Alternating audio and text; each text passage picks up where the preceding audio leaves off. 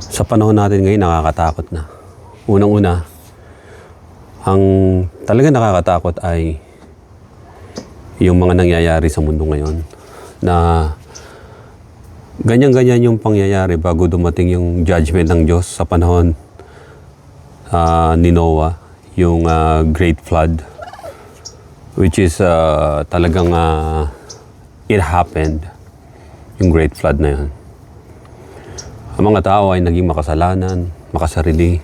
Tandaan niyo si Adan at si Eva ay meron pa silang tinatawag na 23 sons and daughters. Doon nagpasimulang dumami rin yun at doon ay naging evil ang mga tao.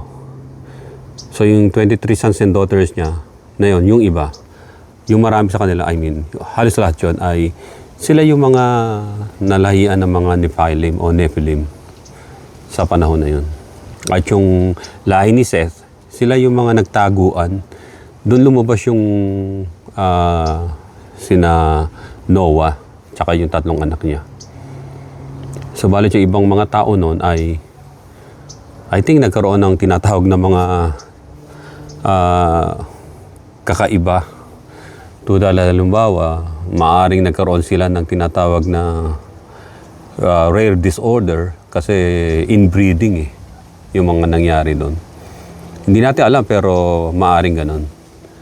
At kaya yung modern man o yung humans na Homo sapiens ay nagsimula nang galing lang doon sa line o lineage ni Seth pababa hanggang kay Noah, hanggang sa mga 3 sons niya hanggang sa panahon natin. So ayun ang maaring maging explanation din natin doon. Pero hindi ro na ako nakatuon sa sandaling ito. Dito ay sa 1 Thessalonians chapter 5 verse 18 hanggang 22. Kung mabasahin 'yon ay iwan ko na lang yung chapter at verse na 'yon. So walit ang title na nais ko ibigay sa inyo ay ang moral at spiritual na aspeto bilang isang tunay na mananampalataya ng Diyos sa pamamagitan ng core tenets o yung tinatawag na isang matibay na pananampalataya. So the moral and spiritual aspect of being a Christian are his or her core tenets. What is a tenets? Tenets is a principle of belief, which is the fundamental truth or proposition that serves as the foundation for a system of belief or behavior. Our tenets as a Christian, it was rooted 2,000 years ago from the teachings of our Lord Jesus Christ. It came from the teachings of our Lord Jesus Christ. And Christ's teaching are all focused on love, compassion, justice, service, which is also good works. May sinabi ang Panginoon, sabi niya, Jesus commanded us to go, therefore, and make disciples of all nations, baptizing them in the name of the Father, and of the Son, and of the Holy Spirit, teaching them to observe all things that I have commanded you. And lo, I am with you always, even to the end of the age. Amen. Makikita natin sa Matthew 28, verse 18 hanggang 20. Dito, makikita natin dito na ang pagkasabi ng Panginoon ay sa sinabi niya na yon bago siya umakyat sa langit. These are all action words. Ang sabi niya, go. Humayo kayo. Go forth o forward para alin? Para dalhin natin ang mabuting balita sa ibang tao. Go therefore, and then, what next? Make disciples. So another action word. Christ didn't say, make more money or make money from spreading the gospel. He said, make disciples of all nations. Make disciples, tulad ng ginawa niya sa mga disipulo niya na tinuruan niya. So, make disciples of all nations. And then, ano yung tinatawag na core, the tenets, the belief also? Ang sabi rito, baptizing them, another action word, to baptize people in the name of our Lord Jesus Christ, of course. Baptizing them in the name of the Father, and of the Son, and of the Holy Spirit. And another action word, teaching them to observe all things that I have commanded you. And lo, I am with you always, even to the end of the age. Amen. Matthew 28, verse 18 hanggang 20. So dito, makikita natin dito, yung tenets na iniwan sa atin ng Panginoon, o yung tinatawag na yung mga sets of spiritual guidance o yung guidelines natin. Yung tinatawag na doctrines natin ay ito ay mga action word. Go, therefore, and make disciples, baptizing them, and then teaching them to observe all things. Yung teaching ng Panginoon, we should teach people also sa mga teaching ng Panginoon. Bakit natin dapat gawin yun? As a Christian, me as a Christian, as a believer of Christ, you as a Christian also, as a believer of Christ, ang sabi, number one, we are responsible to God. Not him, not her, not the people around us, but we. We, believers of Christ, ang sabi, we are responsible to God. Romans chapter 14, verse 12. What this mean na tayo ang responsible? Kasi the Lord Jesus Christ opened up our mind and hearts about the truth. At yung katotohanan yun ay dapat ay dinadala natin sa ibang tao. Hindi ito yung tulad na sinabi ng Panginoon na ang isang ilawan ay hindi tinatakpan ng whatever na cover o box o ilalagay mo sa box. Hindi magliliwanag at mamamatay yung ilaw na yun. So, yung tinatawag na liwanag ng Diyos ay hindi natin pwedeng ilihim. We have to spread it out. Banggitin natin sa lahat ng tao. Masakit ang katotohanan, pero ang katotohanan na magpapalaya sa lahat ng tao. Kaya sabi rito, we are responsible to God. Romans chapter 14, verse 12. So then each of us shall give account of himself to God. Maaring tayo namumuhay tayo na very accommodating tayo lahat, magandang ambience ng ating tahanan, buhay, yung magaang sa pakiramdam dahil nandiyan lahat ng kailangan mo, pagkain mo, mga bagay. Ibig sabihin ay comfort na comfort ka. Tandaan niyo ang Panginoon Jesucristo, although He is God, yung comfort as the Word of God ay umalis siya ron sa comfort zone na yon. And then He came down to earth just to save us, just to show the way, para ipakita yung daan. At alam ng Panginoon, kasi tinuturo na ng Panginoon yung daan ng mga panahon na yon. Pero pinili ng mga tao ay yung kasalanan. Maalala ninyo na pinapipili ni Pontius Pilate. Sinong pipiliin ninyong palayain ko? Si Barabas na magnanakaw, pumatay, rebelde, masamang tao, o etong Jesus of Nazareth na ito, na walang natagpo ang anumang kasalanan. Makikita natin, the majority of the people sa panahon na yon ang pinili ay si Barabas na palayain. So dito, bilang mga mananampalataya naman ngayon, we are responsible to God. Why? Because tayo ang mga light bearers ng Panginoon. We should share the gospel. Makikita natin na hindi ito ginagawa ng anumang religion because the religions of the world is their aim only is to build their own kingdom on this planet Earth. Yung ano lang nila, yung religion nila, pero alam natin sa huling araw na even in the last days, God will gonna destroy all of the religions of the world. Religious people ito ay mga tinatawag na mouthpiece ni Satan, ay tatapon niya sa lake of fire.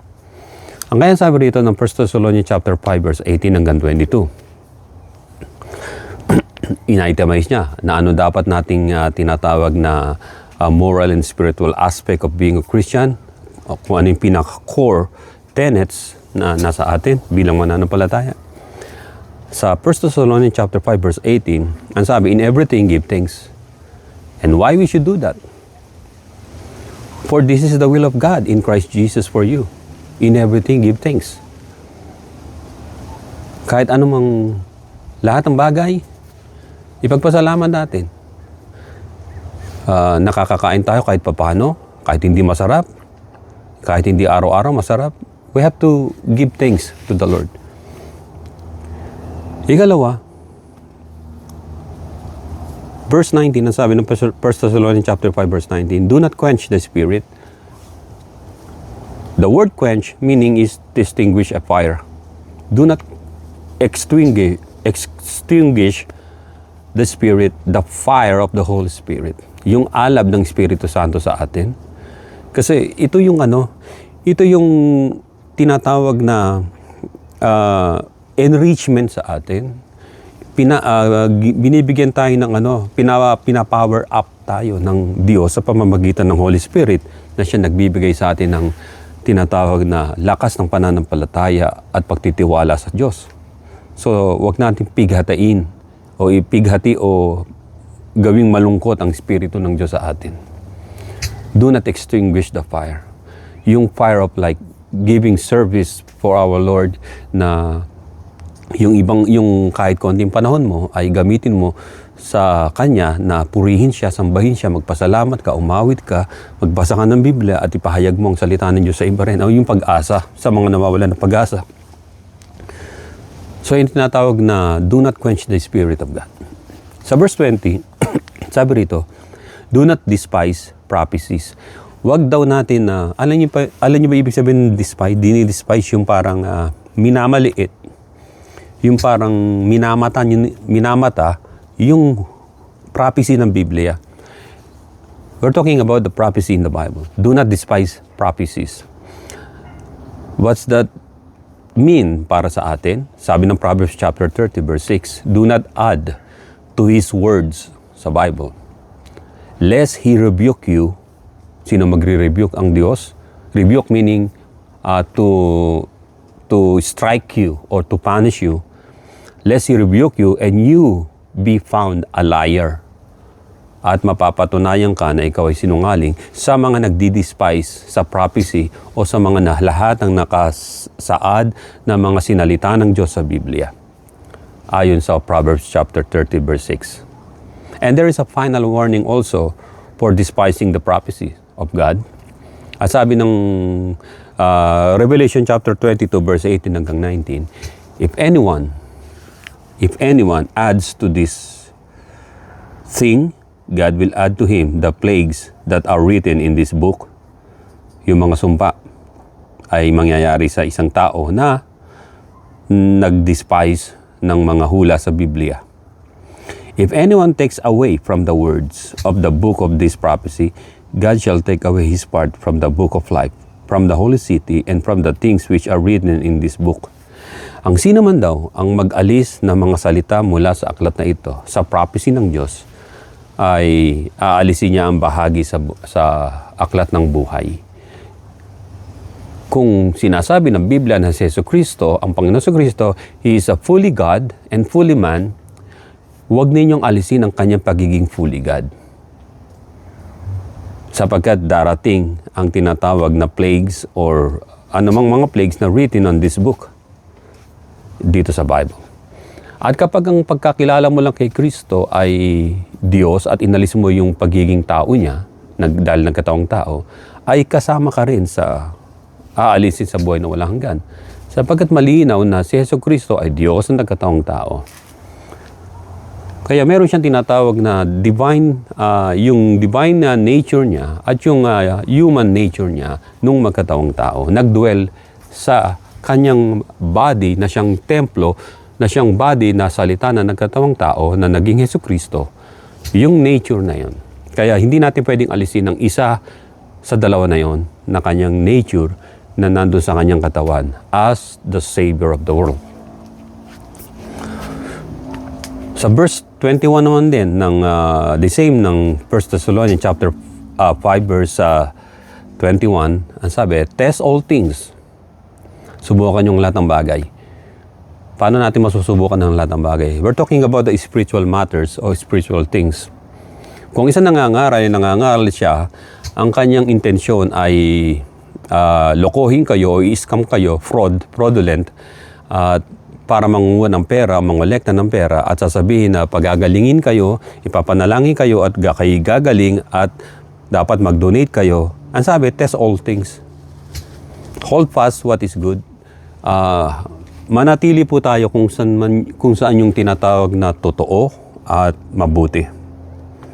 How to test the good from bad or bad from good.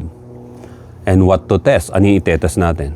Ang sabi ng Philippians chapter 4 verse 8, finally, brethren, whatever things are true, test the things if it is true o totoo. The true or truth must be not the products of lies. Hindi dapat nanggaling sa kasinungalingan. Sapagat ang mali, ang mali ay mananatiling mali at ang matuwid ay mananatiling matuwid. Hindi natin pwedeng tawagin ng mali na matuwid at ang matuwid ay tatawaging mali. Sapagat yung sinasabi ng Panginoon, itest ninyo ang katotohanan. Kasi yung katotohanan, matetest lang natin yan if we use yung isang paraan ng pagtetest, sa pamamagitan ng Word of God, sa pamamagitan ng Banal Espiritu Santo, yung tinatawag na conviction ng Holy Spirit, at sa pamamagitan lamang ng pangalan ng Panginoon. Sapagat ang lahat ng tumatawag sa pangalan ng Panginoon ay maliligtas. Ang Panginoon Jesucristo ay tunay na tao at tunay na Diyos, sapagkat nagkatawang tao ang Panginoon. At siya'y tunay na Diyos sapagkat siya sa pasimula pa, bago pa nagkaroon ng sanlibutan tala ng mga bagay, siya ay Diyos o salita ng Diyos. Kaya dito, whatever things are true, itest natin. Pangalawa, whatever things are noble. Yung mga noble, meaning kagalang-galang, high moral principles and ideals.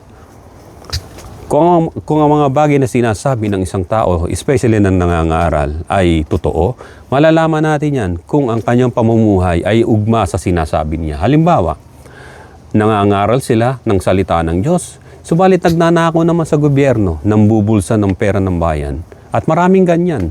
Yung tulad ng sinabi ko, anak pa ng reverendo, yung isang politisyang senador na yan, na kinasuhan, nambubulsa ng pera, makikita natin yung kanilang religion na yon ay it's long been called a cultic religion.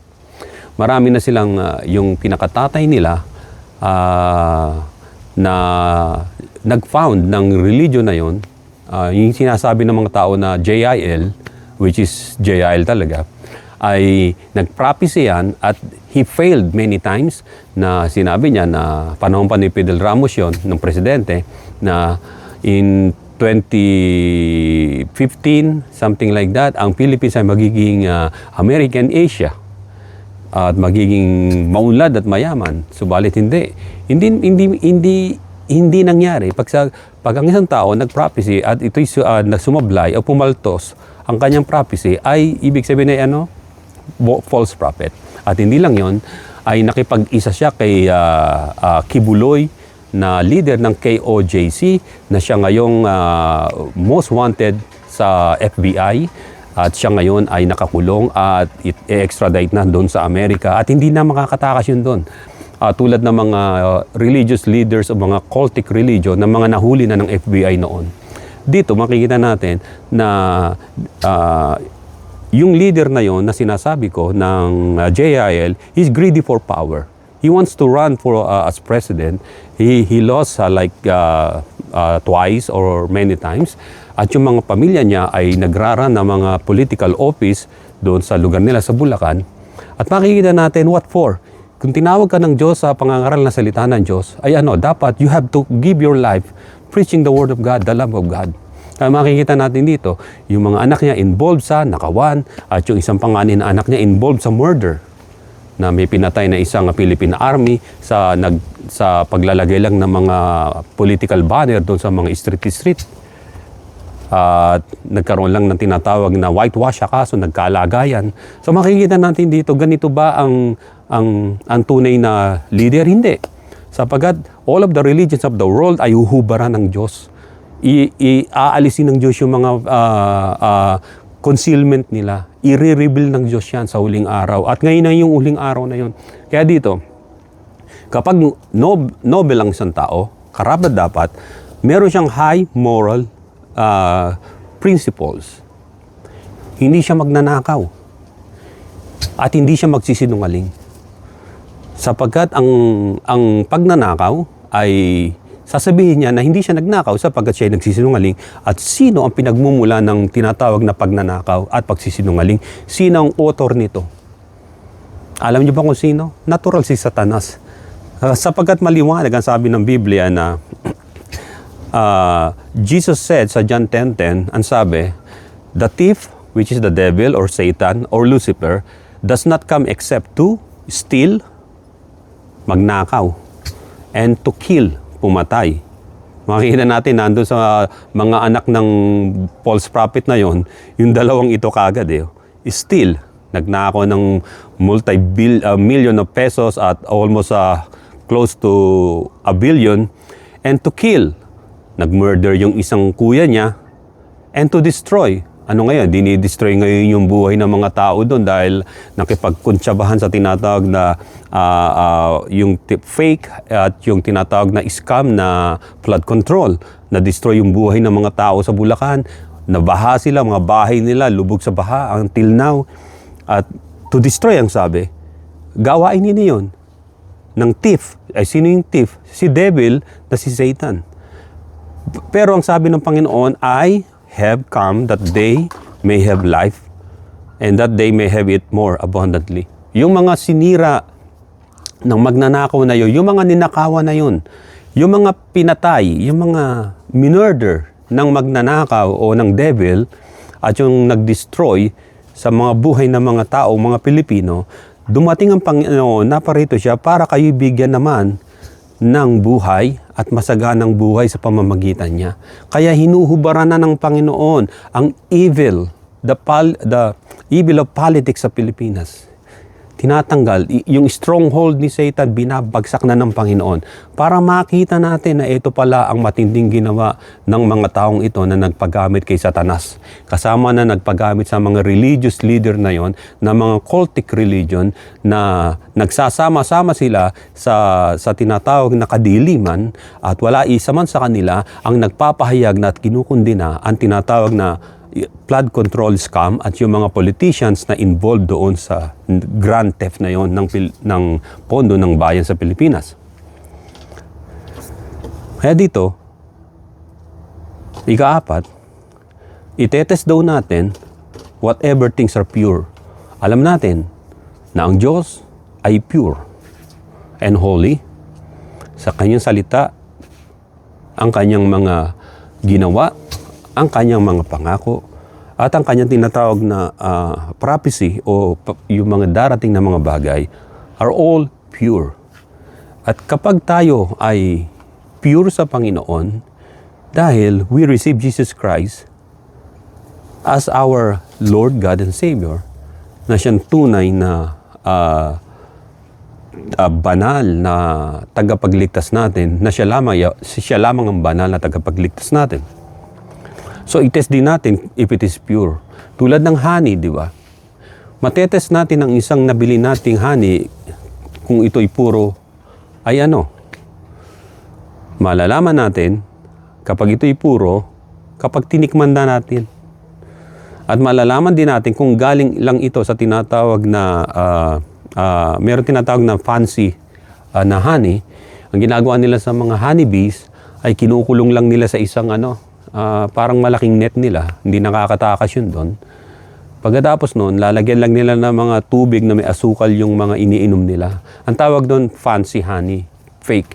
Yung mga tunay na honey ay yung mga nakakawala sa outdoor, maraming mga flowers sa mga farm, doon silang kumakain. At doon inaani doon sa mga box na merong mga nangingitlog sila ro na nag-iimbak sila ng maraming honey, ay ayun ang tunay. Kaya makikita nyo may mga manufacturers na kung saan yung farm na yon. Dito sa Amerika marami no kung saan yung farm na yon ay doon mo lang mabibili yon. Na makikita yun na pure honey yon dahil yung farm na yon ay nag-i-exist at pwede kang bumili na habang pinaprocess nila nakikita mo kung paano nila nilalagay sa mga lalagyan yung pure honey na yon.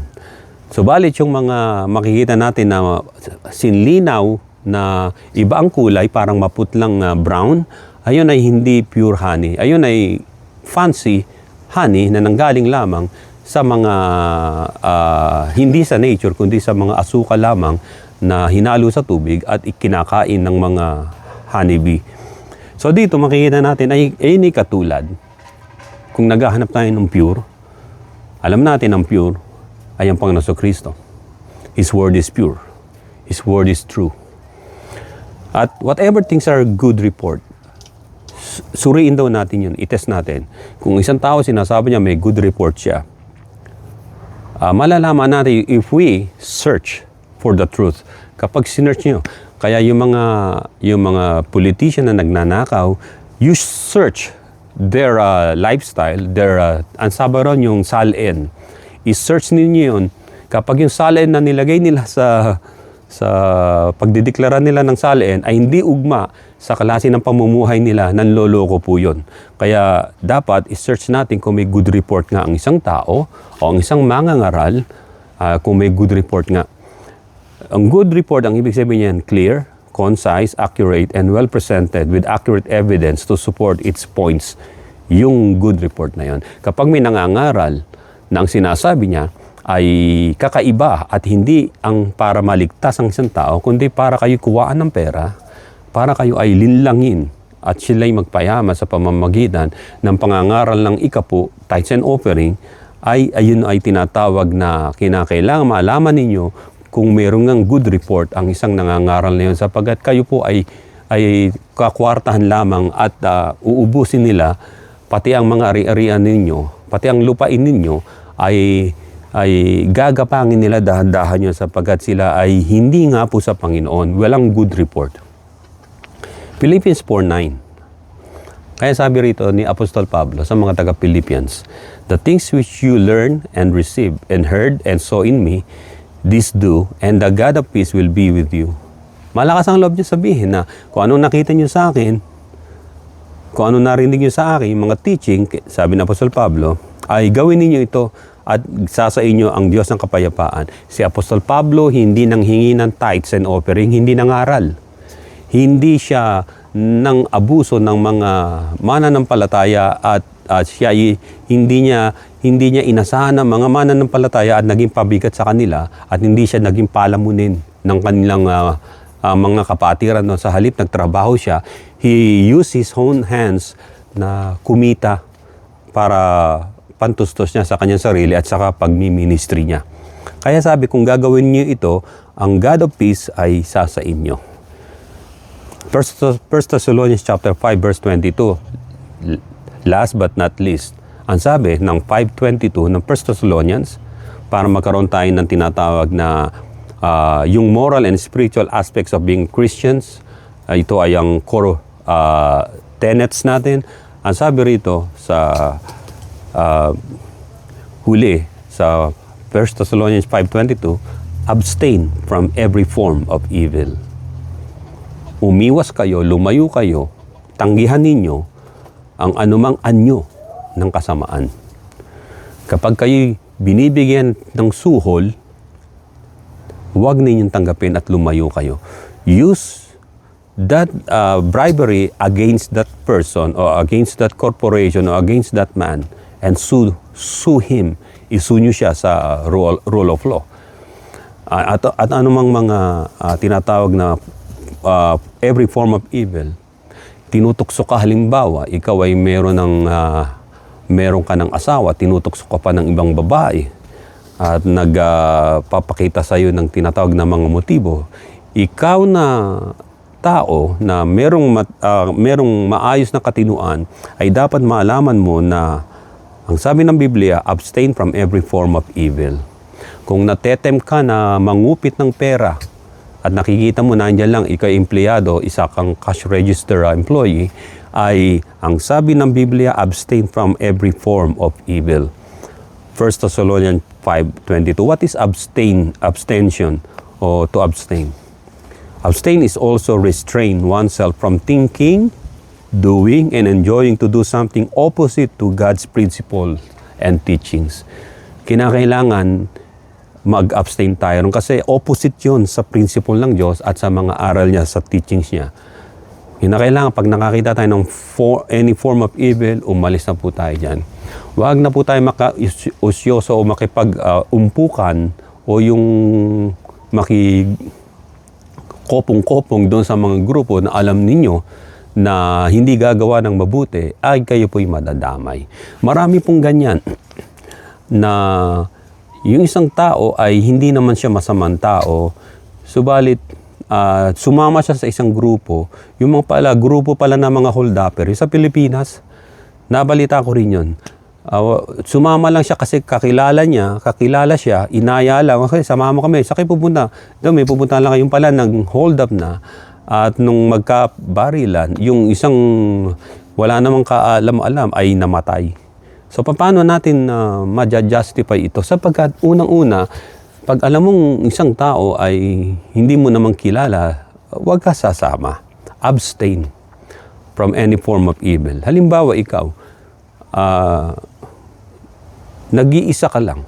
Pagkatapos, di ba may kasabihan na don't talk to strangers? At ine-entertain mo yung stranger. Dahil ba pogi? O dahil ba maganda? Hindi mo alam, ano lang pala yun sa'yo, yung pinapain lang. At sa likod mo, nandyan yung mga kasamahan niya. Ay ikay madadali, sasabihin, ni-rape mo yung babae, o sasabihin nila na witness kami, meron kang masamang plano doon sa babae na yun. So makikita natin na frame up yung maraming tao sa ganyan. Kaya abstain from every form of evil. Kayong mga mananampalataya, abstain from every form of evil. Anong every form of evil? Kung ikaw ay Christian sa panahon natin ngayon, religion. They are all form of evil. Yung religion. Mababasa niyo sa Biblia yan na ang religion ay isa yan sa pinaka-dangerous na grupo na nasa sanlibutan. Pinaka-dangerous na mga mamamayan na nabubuhay sa religion. Kaya sinasabi ng Biblia na kinakailangan tayo bilang mananampalatayang tunay sa Diyos na direkta, ay mag-iingat tayo sa paligid daw po natin. You know, stealing is a form of evil na sinasabi ng Biblia. Sa binasa natin sa 1 Thessalonians chapter 5 verse 22, abstains from every form of evil. Stealing is a form of evil, and stealing is evil itself. 1 Thessalonians chapter 4 verse 6, that no one should take advantage of and defraud his brother in this matter, because the Lord is avenger of all such, as we also forewarn you and testified. Ang tinatawag na mga form of evil, yung pagnanakaw, ay binanggit din dito na ang pagte-take advantage sa mga inosenteng tao o yung pag-i-scam o defraud, yung kanyang kababayan o yung kanyang kapatid, kalahi niya, ay, ang sabi rito, ay paghihigantihan ng Diyos. The Lord is the avenger of all such, as we also forewarn you and testify. Mga kapatid, ang pagnanakaw ay form of evil and evil itself. At ang tinatawag ng pang-i-scam, pang-defraud ng kapwa-tao ay evil itself. At hindi pabayagan ng Diyos na they go freely yung mga gumagawa na sapagkat the Lord is the avenger of all such. At binababalaan ko kayo, sabi ng Apostol Pablo.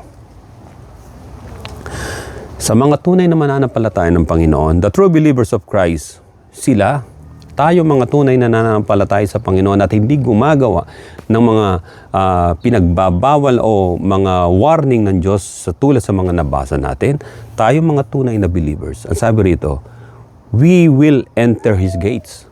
Yung gates niya sa heaven, Revelation chapter 3 verse 8. Ang sabi, I know your works, so I have set before you an open door, and no one can shut it for you. Have a little strength, have kept my word, and have not denied my name. Papapasukin tayo sa kalangitan.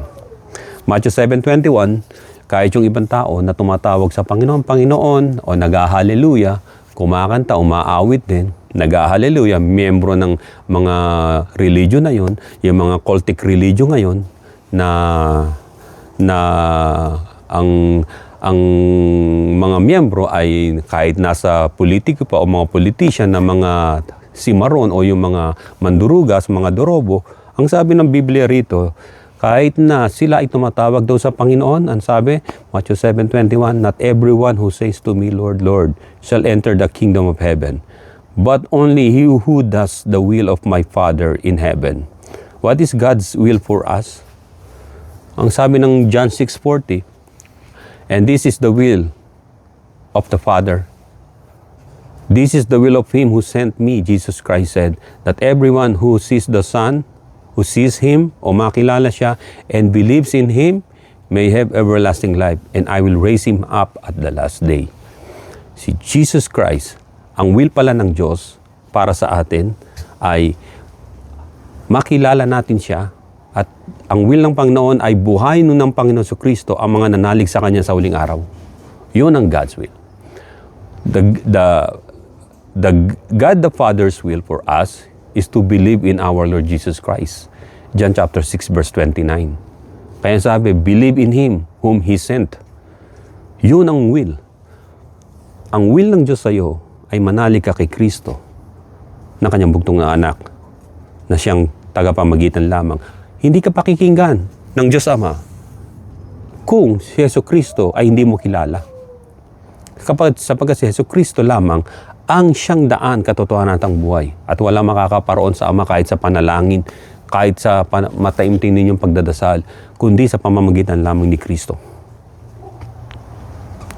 Sabi nga ng 1 John chapter 3 verse 23, and this is His will or commandment sa atin, that we should believe on the name of His Son, Jesus Christ, na manalig tayo sa pangalan lamang ng Panginoon Kristo. What are the great example of obeying and worshiping God? O yung tinatawag na pagsunod sa will ng Diyos. Ito ang magandang example. Kung maalala ninyo sa Matthew chapter 2 verse 11, and when they, yung mga magi, and when they had come into the house, they saw the young child with Mary, his mother. Yung mga magi, nakita nila yung bituin na nag-guide sa kanila, tumapad doon sa may bahay, at natagpuan nila yung bata na Panginoong Kristo. At kasama si Maria na nandun din sa tahanan na yun. At ang sabi, they had come into the house, they saw the young child with Mary's mother, and fell down. Lumuhod, sumamba yung mga magi, yung 3 wise men kung tawagin, and worship. Sinong sinamba ng mga magi? Is it Mary? Or is it Jesus? And worship Him. Him, yung child, ang winorship si Jesus. When they opened their treasures, they presented gifts to Mary ba? No. To Him, to Jesus. Gold, frankincense, and myrrh. Makikita natin dito na ang dapat sambahin natin ay si Kristo, hindi si Maria.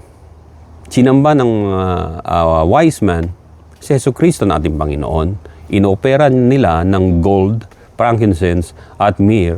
Ito'y palatandaan na siya ay king. Gold, they offer gold. Siya ay tinatawag na frankincense, ay siya ay yung kanyang deity, divinity, as Son of God, si Jesus Christ. At ikatlo, myrrh, it speaks about His death and resurrection, yung pangbalsamo na yun. So makikita natin dito, ang sinamba nila ay si Jesus Christ. Ang pinapurihan ay si Jesus Christ. No other name under heaven that given among men by which we must be saved. Ang pangalan lamang ng Panginoon Kristo. Mga kapatid, yun po ang isang tunay na mensahe na nais kong na ipaabot sa inyo at narinig nyo na mismo na walang ibang pangalan sa silong ng langit. Walang ibang pangalan na ibinigay. Hindi pangalan ng kung sino man tao. Hindi pangalan ng kung sino man politiko. Huwag kayo umasa sa kanila sapagkat mabibigo lang kayo. Ang asahan niyo sa pagkakataong ito ay ang ating Panginoon Kristo. Manghina man ang ating katawan, tayo may mamatay. Tayo papapasukin niya sa kanyang kaharian na walang hanggan. At ang pintuan ay bukas para sa atin.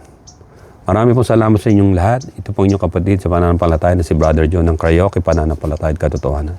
To God be the glory in Jesus' name. And everybody say, Amen, Amen, and Amen.